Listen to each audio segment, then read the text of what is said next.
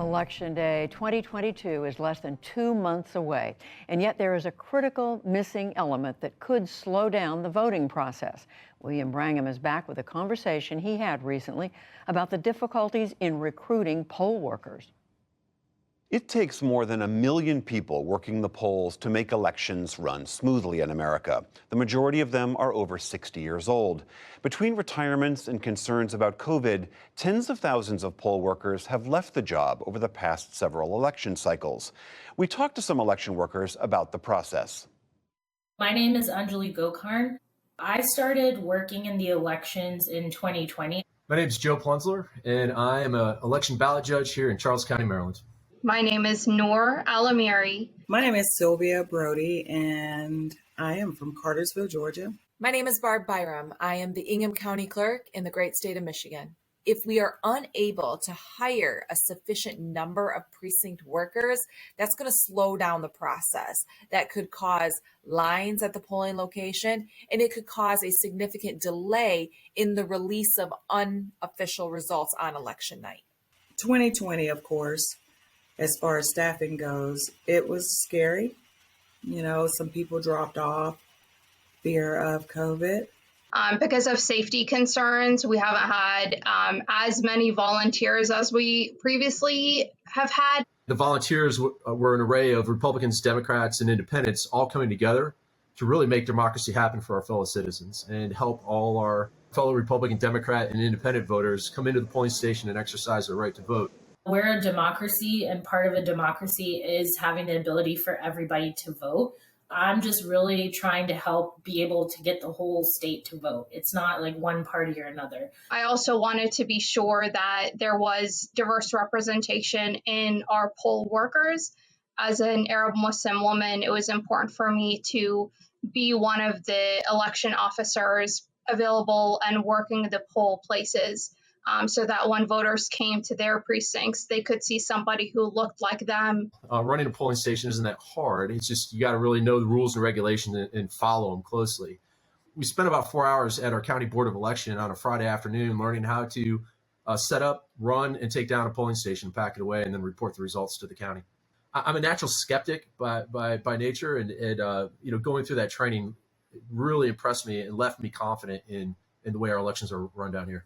I do believe the reason we have seen some precincts leave is because of the negativity that they have felt, whether at the polling location when they were serving their community in the middle of a pandemic, or just going to the grocery store and seeing their neighbor with a shirt that says the election was rigged or that Trump won. That takes a toll on humans.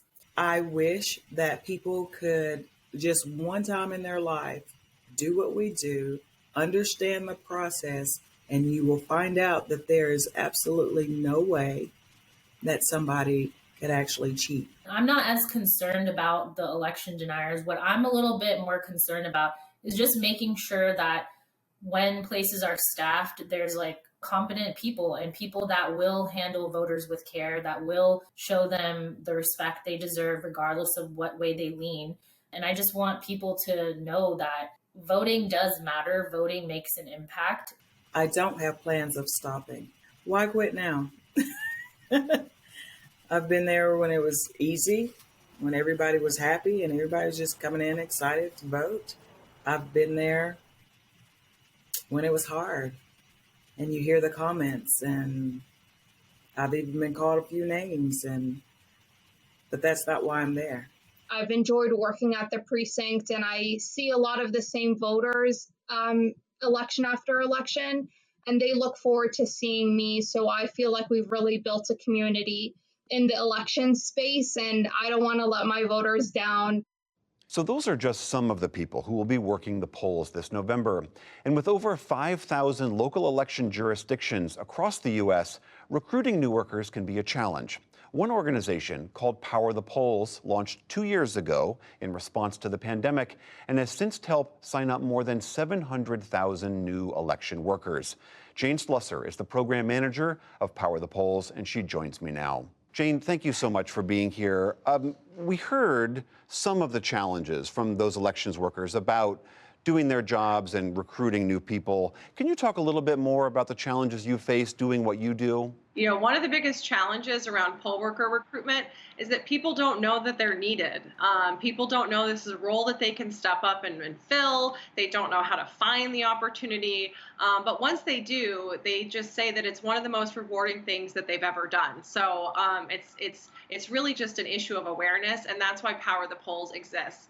That's why we're here spreading the word about this, allowing people to sign up, and people are answering that call. We've actually had over 125,000 people sign up with us just this year since we relaunched our program. So people are really excited about being able to serve again. They just need to know that there's an opportunity, and we're here to help them find that through our website.